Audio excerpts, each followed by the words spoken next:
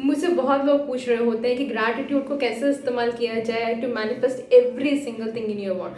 अगर आप law of attraction के प्रैक्टिशनर्स हैं, आपको पता होगा कि सबसे बड़ा यूनिवर्स का कोई भी मैनिफेस्टेशन का जो ताला खोलने की जो चाबी है वो डेफिनेटली आपका ग्रैटिट्यूड है। Of course there are laws of universe, but apart from that laws of universe the one which things always and always work is gratitude. आप ग्रैटिट्यूड का इस्तेमाल कर सकते हैं आपकी लाइफ में कुछ भी मैनिफेस्ट करने के लिए। ग्रैटिट्यूड का क्या साइंस है उसके लिए मैंने ऑलरेडी डिटेल्ड वीडियो बनाया हुआ है, मैं लिंक दे दूंगी, आप प्लीज चेकआउट कर लीजिएगा कैसे आपको ग्रैटिट्यूड हेल्प कर रहा होता है आपकी mental, physical and spiritual level पे, कैसे आपकी बॉडी में चेंजेस ला रहा होता है to manifest every single thing. ये वीडियो डिमांडेड है क्योंकि मेरे पास बहुत सारे डीएम्स आ रहे थे कि मैंने अपनी सिस्टर का लव मैरिज कैसे मैनिफेस्ट किया था, उसमें मैंने कैसे ग्रैटिट्यूड पे किया था। मैं आपके साथ ये वीडियो में यही शेयर करने वाली हूँ कि कैसे मैं ग्रैटिट्यूड की प्रैक्टिस करके मैंने उनकी लव मैरिज मैनिफेस्ट की, तो मैं क्या लिख रही होती थी उस टाइम पे। एंड ये इंसिडेंस 2022 का, अप्रैल 2022 के करीब मतलब था। उनकी शादी हुई है नवंबर 2022 में, अप्रैल 2022 तक मैं इसे प्रैक्टिस कर रही होती थी। मेरी लॉ ऑफ अट्रैक्शन की जर्नी को शुरू हुए 1 साल हो चुका था, शुरुआत हो चुकी थी मेरी लॉ ऑफ अट्रैक्शन की जर्नी को। 1 साल नहीं हुआ था, कुछ महीने हो चुके थे और मैं सारे टूल्स टेक्निक्स जो भी होते थे मैं इस्तेमाल कर रही होती थी उसको मेरे मेंटर से जो मैंने सीखा है। आपके साथ मैं एक ग्रैटिट्यूड का एक एग्जाम्पल शेयर करने वाली हूँ। अगर आप लव मैरिज मैनिफेस्ट करना चाहते हैं, इन शॉर्ट अगर आप मैरिज मैनिफेस्ट करना चाहते हैं, आप उसमें ग्रैटिट्यूड और लॉ ऑफ अट्रैक्शन को कैसे इस्तेमाल कर सकते हैं, यही मेरे वीडियो में जाने वाला। बट उससे पहले नमस्कार, मेरा नाम है डॉक्टर सोनिया सिंह सरदानी, मैं एक लाइफ और एक कोच हूँ।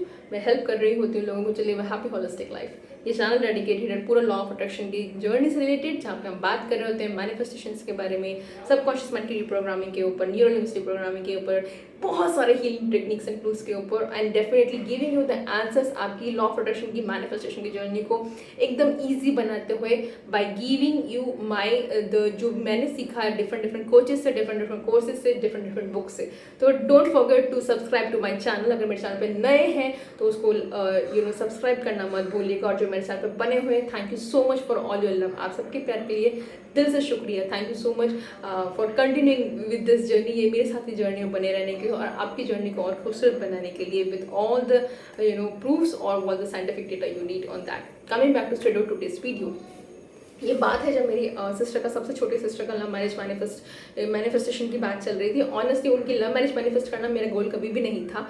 जब मैंने मेरी लाइफ कोचिंग की जर्नी शुरू की थी या मैंने लॉ ऑफ अट्रैक्शन की जर्नी शुरू की थी, तब मेरा एम था कि मुझे ना सक्सेसफुल लाइफ कोच बनना है, मुझे I want to change the world and all those things. मेरा नंबर 1 मैनिफेस्टेशन वो था, मेरा सबसे पहला गोल वो ये था।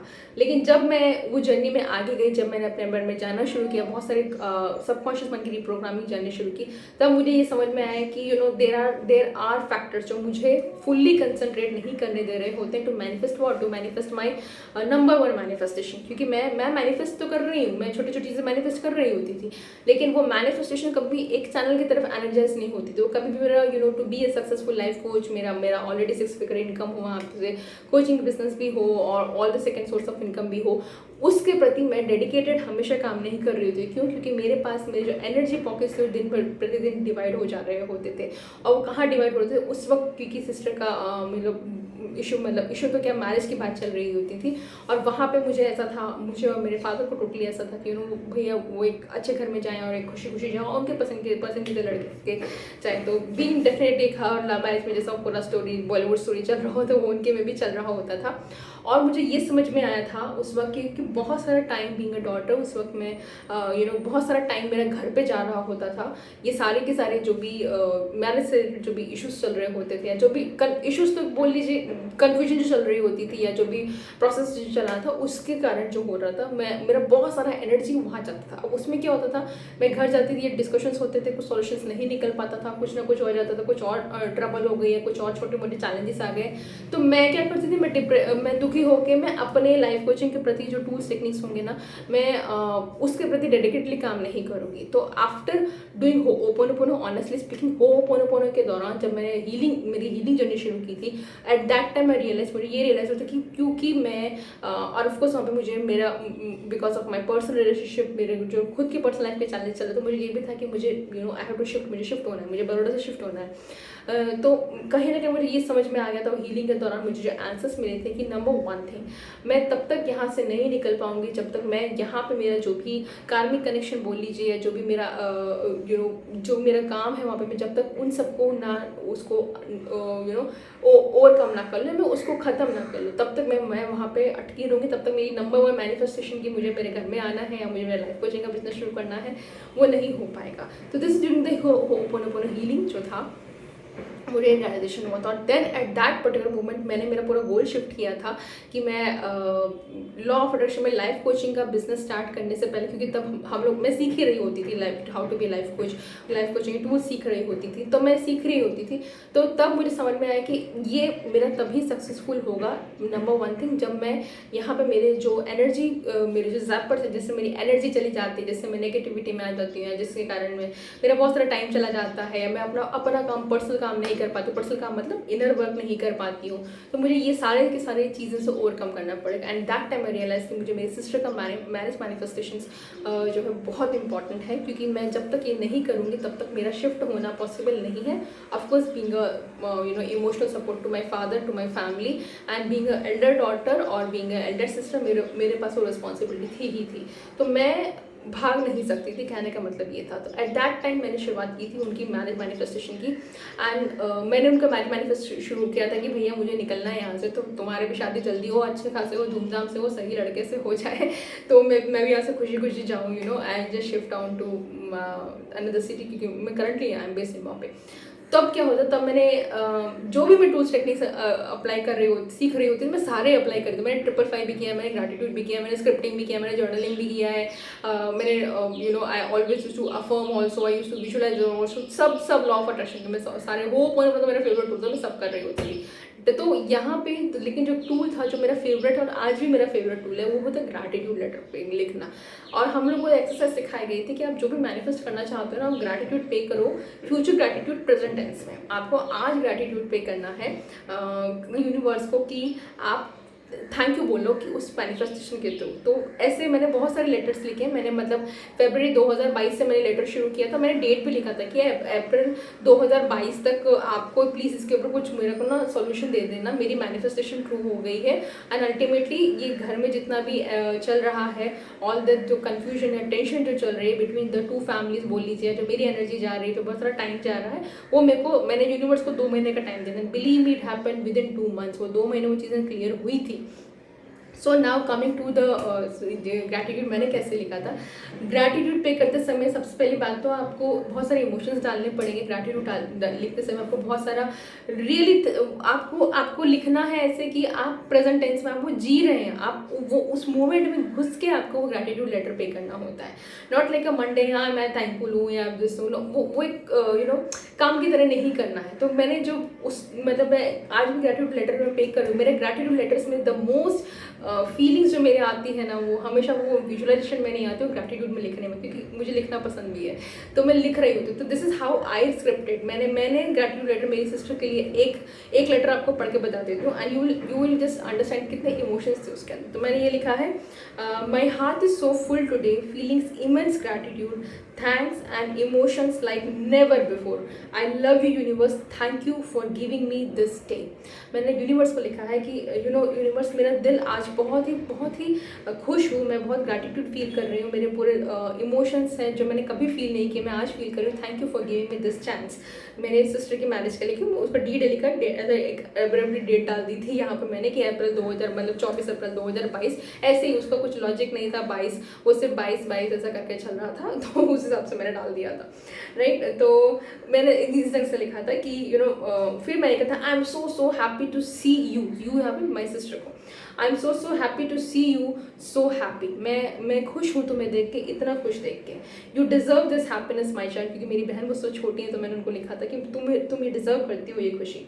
You look so radiant, smiling from heart, and you girl look so beautiful. Your partners and your whole family is such a blessed and such a beautiful family. तो अब मैंने लिखा था बहुत खूबसूरत लग रही हैं, मतलब जो भी आप यू नो इमोशंस डाल सकते हैं, आप डाल सकते हैं। वहाँ पर ये लिखा था मैंने, seeing your heart smiling made me also cry with tears of Joy. आपकी खुशी देख के मेरी आंखों में रियली खुशी के आंसू आ गए। मैंने ये लिखा था specially me and papa ji, because me and my dad was whole in to this thing, because हम दोनों बहुत प्यार करते हैं उससे, उसको खुशी खुशी you know we wanted her to have the best of the life partner every single thing. You know we always wish for you the best. हमने तुम्हारे लिए हमेशा बेस्ट ही विश किया है. हमने कहा था we are immensely grateful to the universe for giving you the best partner. You deserve this happiness, you deserve this respect, you deserve this pure love. You are absolutely amazing soul, and that's the reason universe has opened up this way for you. मतलब मैंने लिखा था कि आपको एक खुशी आप deserve करती हैं, आप ये वर्थ फील करती हैं और वर्थ ही आप लव के डिज़र्व रिस्पेक्ट की, क्योंकि आप एक बहुत प्योर सोल हैं और यूनिवर्स ने आपको पूरी ब्लेसिंग्स आपके लिए दी हुई है. फिर यहाँ पर मैंने लिखा था you are twirling dancing and singing. इस शादी में मैंने लिखा था कि I am so happy, I am so grateful to see you twirling. वो लहंगा पकड़ के डांस कर रही हैं, नाच रही हैं, गा रही हैं शादी में. Those petals showering on both of you. वो जो पेटल्स गिर रहे हैं, फूलों के पत्ते गिर रहे हैं उनके ऊपर. Those happy faces, those photogenic spaces, वो सारे खुशी के जो दोनों फैमिली खुश हैं यहाँ पे, वो खुशी के फेसेस, वो सारे फोटोजेनिक फेसेस जो हैं.